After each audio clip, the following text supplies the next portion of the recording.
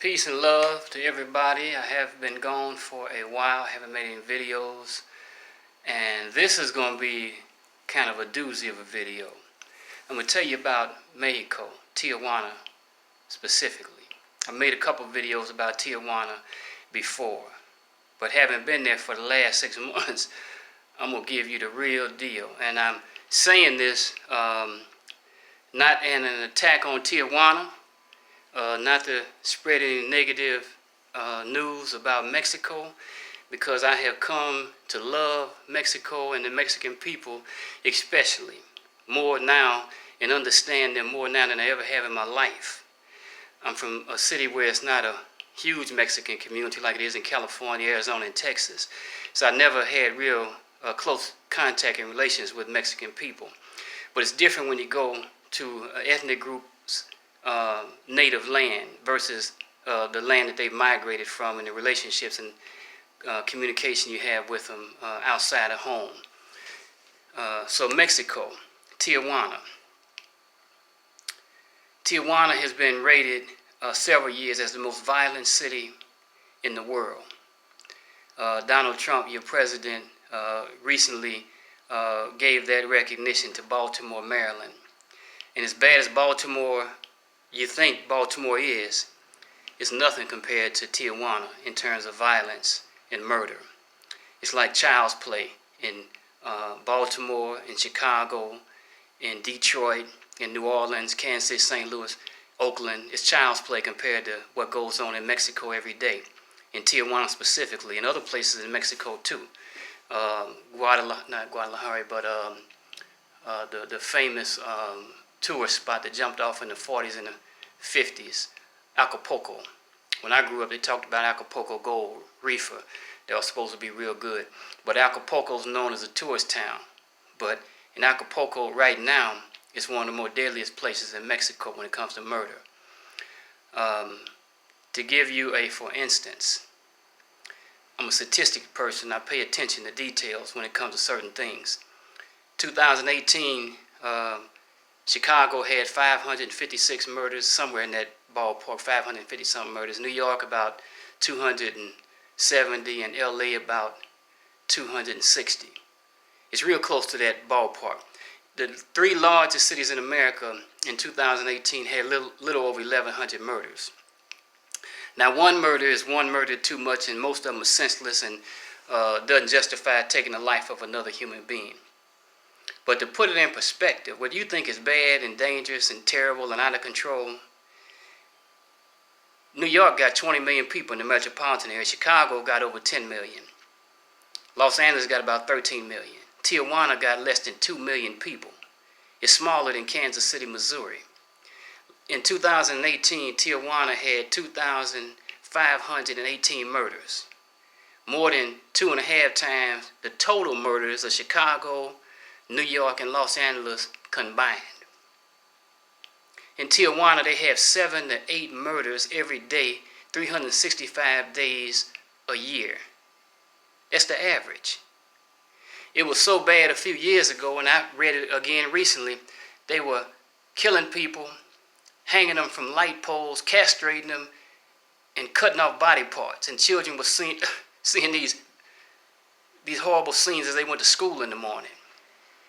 Yeah, most of it's cartel related, but it ain't like John Gotti giving orders to hit this one and kill that. No, these are local street people, fighting over the drug trade in the local communities that's run amok and creating havoc in Mexico. I'm not lying.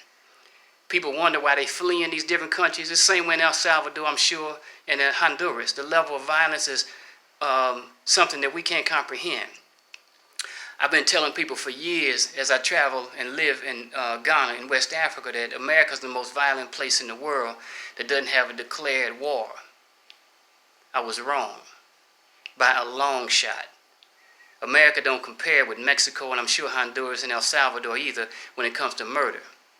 In Mexico in April, I saw in the media, I get Mexican news on my phone, that they had it was either 21 or 24 murders in the last 24 hours in Tijuana, one city. Then I saw it again a couple months ago, 18 murders in 24 hours. Another 21 or 24 murders in 4-hour period. I stayed at a guest house by the beach. Real nice place, in fact, real nice neighborhood. And the guy that was managing the guest house, we talk about these things in Mexico. There ain't no secret. I ain't blowing it up, and I'm not exaggerating it. Mexicans know it. When I told this guy how many murders they had in Chicago last year, he said, "Oh man, that's not much." You hear me? He said, "Oh man, this is a Mexican. Ain't nobody lying and playing games." He said, "Oh, that's not bad. It's not compared to what they're doing down here." So he said, "You think that's bad?" I told him about the 20 murders, the 21 in 24 hours. He said a few years ago, a couple of the cartels in Tijuana.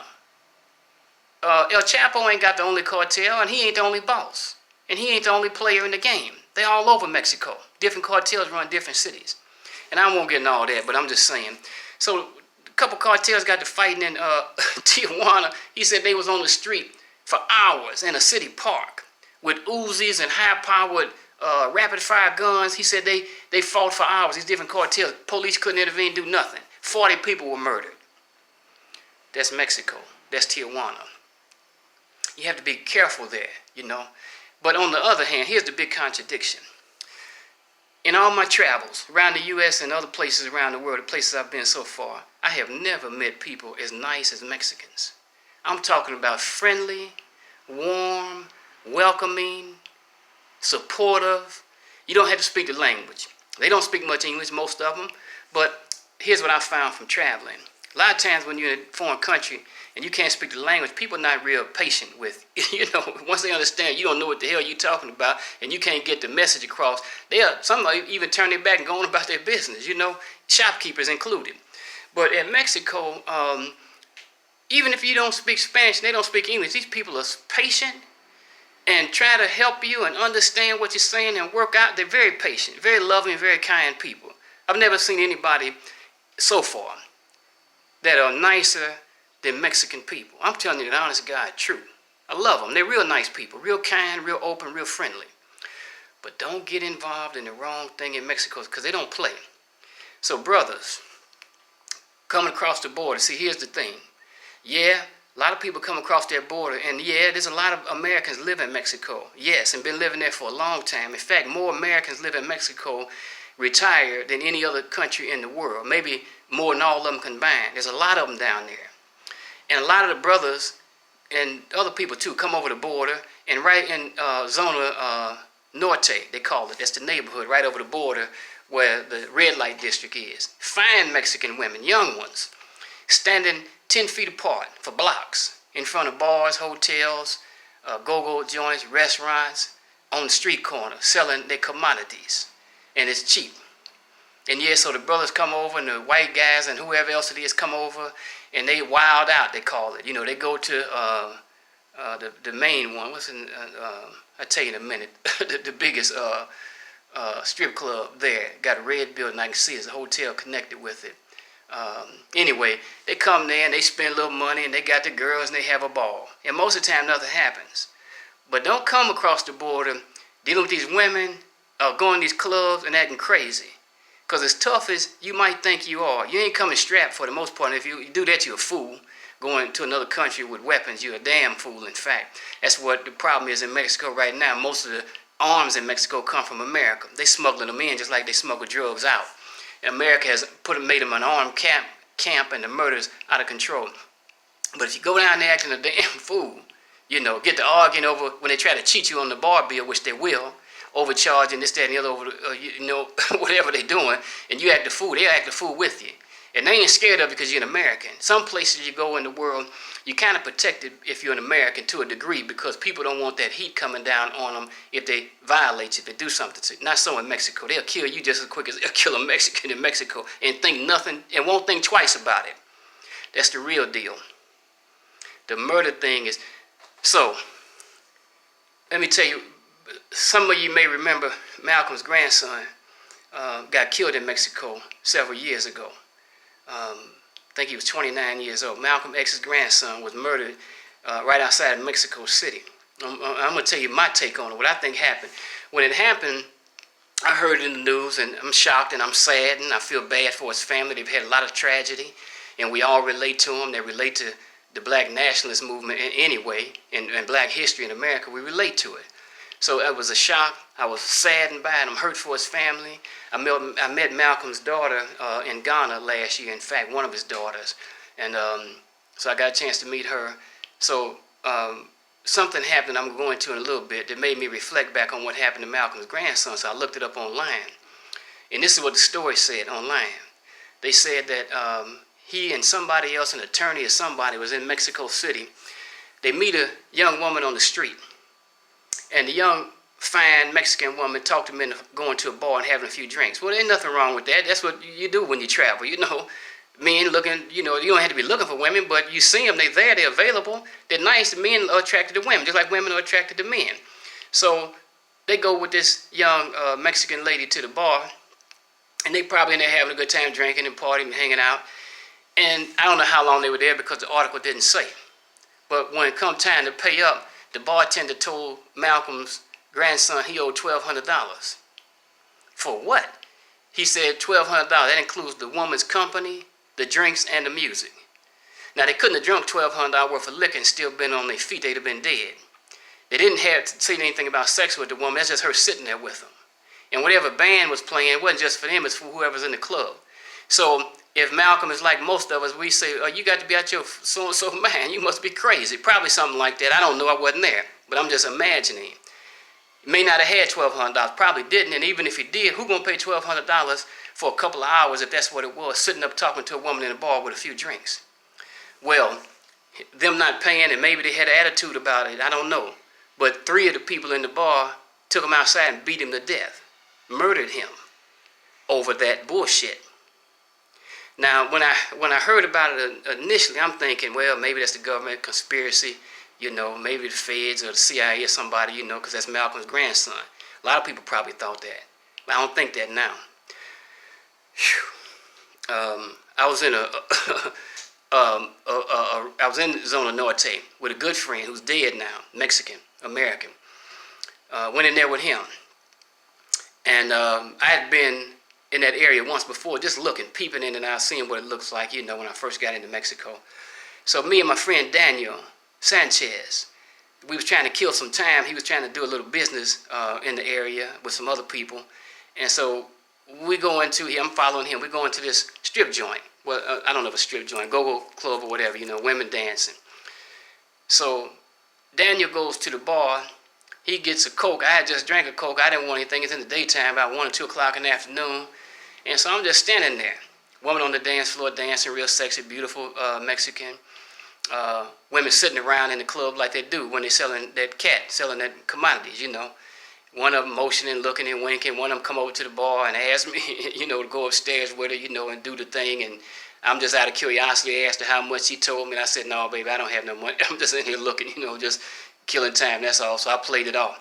Well, another one, Ariana, sitting over there at the table, and she motioned for me, and speaking and winking and carrying on. So I said, well, let me go over here and talk to her and just have a good time. So I do that, go over there and sit down.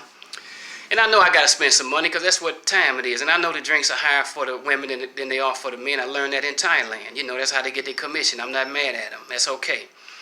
So I order a drink for her, a beer, don't want anything for myself. They bring a small beer, costs almost $8, which to me was too high, But I understand that's how they get their hustle on. So the thing that hit me, though, before she had taken a few sips, the bartender come from behind the bar with another bottle of beer and popped the top at the table. Like I ordered it or she ordered it. I said, oh, no, this ain't going to work. I said, I'm getting up out of here. Because I'm not, it ain't going to break me up in here like that. I said something like that, and Ariana, the lady I'm sitting with, and she was real nice, and we were just having a decent conversation, no big thing. And she saw that, I'm going into panic mode, and I'm about to leave right now. So she said something to the bartender in Spanish, and he kept going. My point is this. I had read about these kind of things before I went to Zona Norte, before I even came to Mexico, in fact, about how aggressive the bartenders can be in Zona Norte and how they try to cheat you out your money. Okay.